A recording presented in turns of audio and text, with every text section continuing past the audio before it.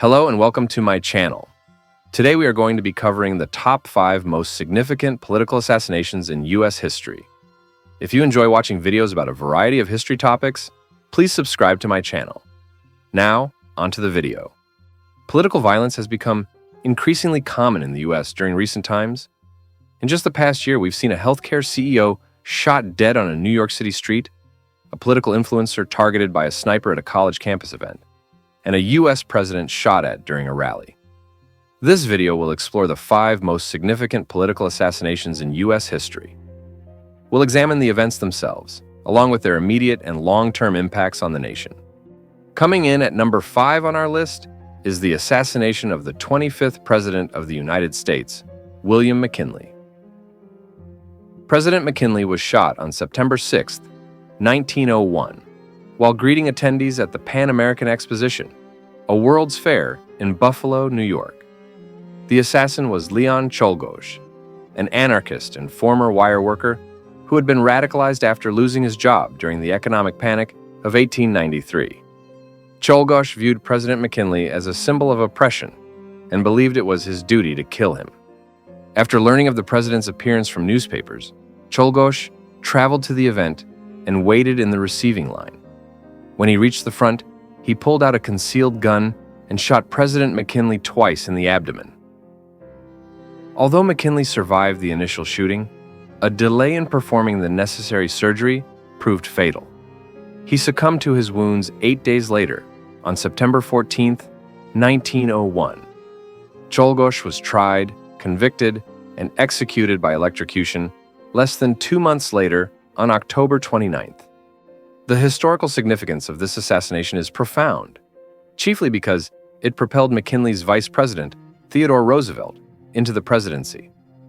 Roosevelt, whose face is carved on Mount Rushmore, is remembered as one of the most impactful presidents in American history, and his governing style differed dramatically from McKinley's.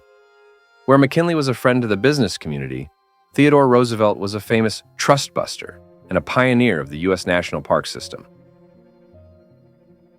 It's likely that the entire progressive movement of the early 20th century would have been delayed by at least a decade had Roosevelt not become president, and we might very well have never gotten our national park system if not for this tragic event. Number 4 on our list is the assassination of Senator and presidential hopeful Robert F. Kennedy on June 5, 1968, at the Ambassador Hotel in Los Angeles. The tragedy occurred just moments after Kennedy delivered a victory speech for winning the crucial California Democratic primary. His assassin was Sirhan Sirhan, an Arab Christian born in Jerusalem in 1944, which was then part of Palestine. Sirhan had endured significant childhood trauma during the 1948 Arab-Israeli War, including witnessing his older brother being killed by a military vehicle. After his family immigrated to the United States in 1956, Sirhan harbored a deep resentment toward the country, which he blamed for his family's displacement and his brother's death. The assassination took place as Robert Kennedy was leaving the hotel ballroom. His staff led him through a kitchen pantry as a shortcut to a press conference. While pausing there to greet a busboy, Sirhan Sirhan emerged and shot Kennedy 5 times at point-blank range. Kennedy succumbed to his injuries approximately 24 hours later. It is widely believed that Sirhan's motive was revenge for Kennedy's support of Israel in the June 1967 Six-Day War. In a 1989 interview, Sirhan claimed he acted in a drunken rage, provoked by attending celebratory parades that coincided with the 1-year anniversary of the war. The major impact of this assassination was its profound effect on the 1968 presidential election. With Kennedy removed from the race, Hubert Humphrey secured the Democratic nomination. Many historians believe Kennedy, who was a unifying force within the party, was far better equipped to challenge Richard Nixon. Instead, Nixon narrowly won the election on a law and order platform. This victory marked a significant national shift away from the social justice fervor of the 1950s and 60s and toward a new political era focused on order and traditional values. Number 3 on our list is the assassination of Martin Luther King Jr. in Memphis, Tennessee on April 4, 1968. The civil rights leader was in Memphis to support a sanitation workers' strike, which was part of his broader shift toward focusing on economic justice following the passage of the Civil Rights Act of 1964. On the early evening of April 4th, Dr. King was on the balcony of the Lorraine Motel, preparing to leave for a dinner at the home of Reverend Samuel Kiles, a local minister and strike supporter. Enjoying the company of close associates, his final words were to musician Ben Branch. He said, "Ben, make sure you play Take My Hand, Precious Lord in the meeting tonight. Play it real pretty." Immediately after he spoke, a single gunshot rang out. The bullet struck Dr. King in the cheek, severing his spinal cord. This is the famous photo taken moments after the shooting. With his associates pointing toward the window they believe the shot originated from. Dr. King was rushed to St. Joseph's Hospital, where he was pronounced dead about an hour later.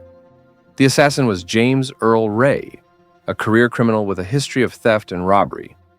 Ray was an escaped convict, having broken out of the Missouri State Penitentiary in April 1967, exactly 1 year before the assassination. A documented racist and segregationist, he was an admirer of the prominent pro-segregationist politician George Wallace. While Ray's primary motive as a petty criminal was likely fame or notoriety, conspiracy theories have persisted, suggesting links to government agencies or organized crime. The House Select Committee on Assassinations concluded in 1979 that Ray was the assassin, but that he may have had unknown co-conspirators. Ray fled the scene and evaded capture for 2 months before he was apprehended at London's Heathrow Airport, attempting to travel to Belgium on a fake Canadian passport under an assumed alias. Upon capture, he confessed on his attorney's advice to avoid the death penalty and was sentenced to 99 years in prison. He died in prison on April 23, 1998, almost exactly 30 years after the assassination. The immediate aftermath of the assassination was mass civil unrest, with riots erupting in over 100 U.S. cities, resulting in 45 deaths and thousands of injuries. President Lyndon B. Johnson declared a national day of mourning and deployed the National Guard. Just days later, pressured by the tragedy, Congress passed the Civil Rights Act of 1968, which included the Fair Housing Act, prohibiting discrimination in housing based on race, religion, or national origin. However, the long-term consequences were more harmful to the movement Dr. King led. The widespread riots and unrest caused a backlash, making many white Americans view the civil rights movement more unfavorably.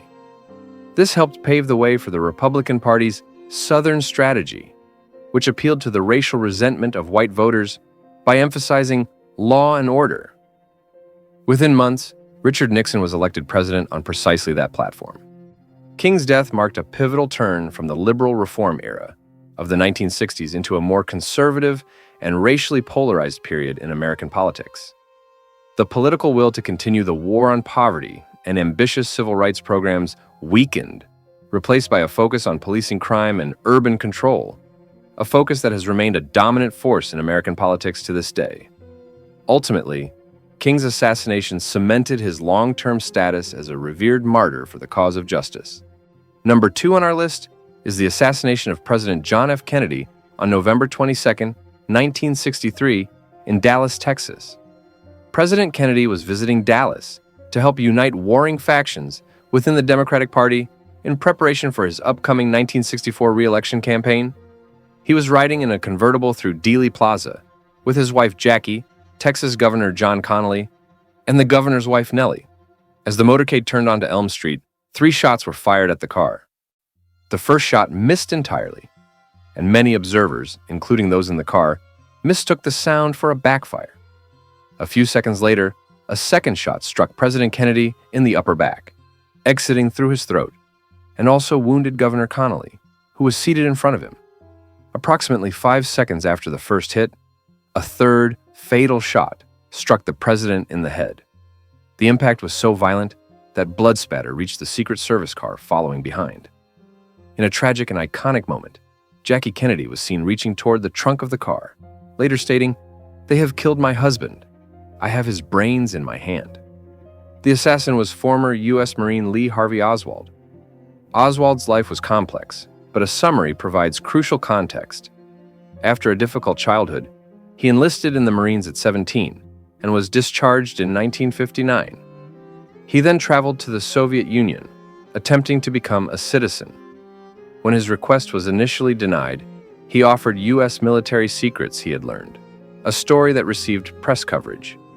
The Soviets eventually gave him work in Belarus, but Oswald grew unhappy and returned to the United States with his wife in June 1962. In April 1963, Oswald attempted to assassinate retired General Edwin Walker, a staunch anti-communist, barely missing him. This incident would not be linked to Oswald until after the Kennedy assassination.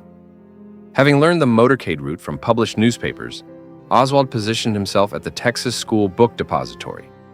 After the shooting, Dallas police officer J.D. Tippit stopped Oswald based on a witness description. Oswald shot and killed Officer Tippit, an act witnessed by multiple people, which led to his identification and arrest. On November 24th, just 2 days after the assassination, Oswald was murdered live on television by Dallas nightclub owner Jack Ruby. Ruby claimed he was distraught over the president's death and wanted to spare Jackie Kennedy the ordeal of a trial. The official investigation concluded that Oswald acted alone, but the event remains the subject of widespread conspiracy theories. A 2013 Gallup poll found that 61% of Americans believe the assassination was part of a broader conspiracy. The immediate consequence of JFK's assassination was the swearing in of Vice President Lyndon B. Johnson as the 36th president. This transition proved to be historically significant. While Kennedy possessed the charisma to inspire a liberal, progressive agenda, Johnson had the masterful legislative skills to enact it. Cloaking himself in the popularity and legacy of the martyred president, Johnson used his political mastery to pass landmark legislation, including the Civil Rights Act of 1964, which ended legal segregation, and the Voting Rights Act of 1965, which protected African American suffrage. He also pushed through his Great Society measures, creating Medicare and Medicaid. Culturally, the assassination was a national trauma that shattered the post-World War II optimism that had defined the early 1960s. As the first major political assassination of the television age, it was a shared, visceral event for the American public. Furthermore, the widespread disbelief in the official story fueled a deep-seated public distrust of the government, a sentiment that would be cemented just a decade later by the Watergate scandal. Coming number one on this list is the assassination of President Abraham Lincoln. If the previous assassinations on this list altered America's political trajectory, the murder of Abraham Lincoln shattered and remade it entirely. It is, without question, the most significant political assassination in American history. The date was April 14, 1865. The setting was Ford's Theater in Washington, D.C., where President Lincoln was attending a performance of Our American Cousin. The atmosphere in the Capitol should have been one of pure triumph. Just 5 days earlier, Confederate General Robert E. Lee had surrendered to Ulysses S. Grant, effectively ending the Civil War. The Union was preserved. President Lincoln, now focused on healing the nation, advocated for a policy of lenient Reconstruction. He sought to bring the Southern states back into the Union with forgiveness, requiring only a pledge of loyalty and the abolition of slavery. But while the North celebrated, the South seethed with humiliation and rage, and in that cauldron of bitterness festered a man who saw Lincoln not as a savior, but as a tyrant. That man was John Wilkes Booth. At 26, Booth was already a famous stage actor, born into a prominent theatrical family from Maryland, a Union state. But he was also a virulent white supremacist and a passionate Confederate sympathizer. He viewed Lincoln as a dictator who had destroyed the South's way of life. The Emancipation Proclamation and the prospect of black citizenship enraged him. Initially, Booth plotted to kidnap Lincoln and trade him for Confederate prisoners. But with Lee's surrender, his plan turned murderous. He now aimed for nothing less than the decapitation of the entire U.S. government. Booth organized a small band of co-conspirators. Lewis Powell was tasked with killing Secretary of State William H. Seward. George Atzerodt was assigned to assassinate Vice President Andrew Johnson. David Harold would assist Powell and guide Booth's escape. This was not a lone wolf attack, it was a coordinated coup attempt, designed to plunge Washington into chaos and give the Confederacy a final chance to rise. Using his fame to move freely backstage, Booth knew the play, the theater, and Lincoln's schedule, all published in the papers. He waited in the shadows outside the presidential box, armed with a single-shot Derringer pistol and a dagger. Then, he seized his moment. As a burst of laughter followed a humorous line from the stage, Booth stepped into the box, raised his pistol behind the unsuspecting president, and fired a single shot into the back of Lincoln's head. Major Henry Rathbone, a guest in the box, lunged at him. Booth dropped the pistol, stabbed Rathbone with his dagger, and shouted to the stunned audience, "Sic semper tyrannis," thus always to tyrants, adding, "The South is avenged." He then leaped from the balcony onto the stage, breaking his leg in the fall, but managed to limp out of the theater and escape on a waiting horse. President Lincoln, mortally wounded but still alive, was carried across the street. He never regained consciousness. As Mary Todd Lincoln wept by his side, he died the next morning, April 15th, at 7:22 a.m. The coordinated attacks partially succeeded. Secretary Seward was brutally stabbed in his bed by Lewis Powell, but miraculously survived. George Atzerodt, however, lost his nerve and never attacked Vice President Johnson. A massive 12-day manhunt ensued.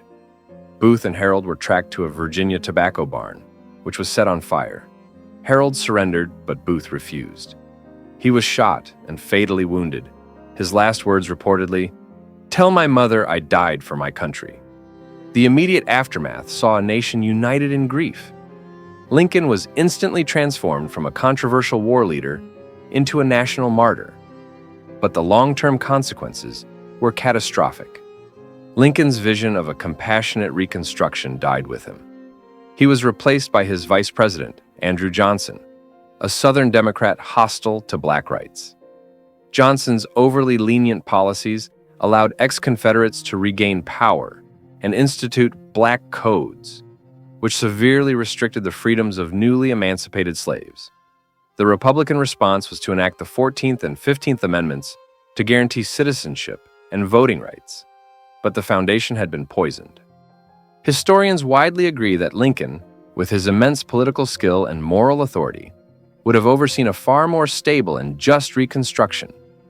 He would have fought to protect black civil rights earlier and more effectively, potentially mitigating the extreme resentment that fueled the rise of the Ku Klux Klan. While true racial equality would have remained a distant goal, the path toward it might have been shorter and less brutal than the century of struggle that followed. The deep national divides over race and federal power, divisions that would later be harnessed by political strategies like Nixon's Southern strategy, were cemented by the failure of Reconstruction. The botched reconciliation of the 1860s and 1870s created a political fault line that still defines American politics today, influencing everything from the coalition that elected Ronald Reagan to the rise of Donald Trump. In murdering Lincoln, he robbed the entire nation of the leader it most needed to heal, setting a course whose consequences we are still navigating over 150 years later. I would like to thank everyone who watched the entire video. If you like learning about a wide variety of history topics, please subscribe to the channel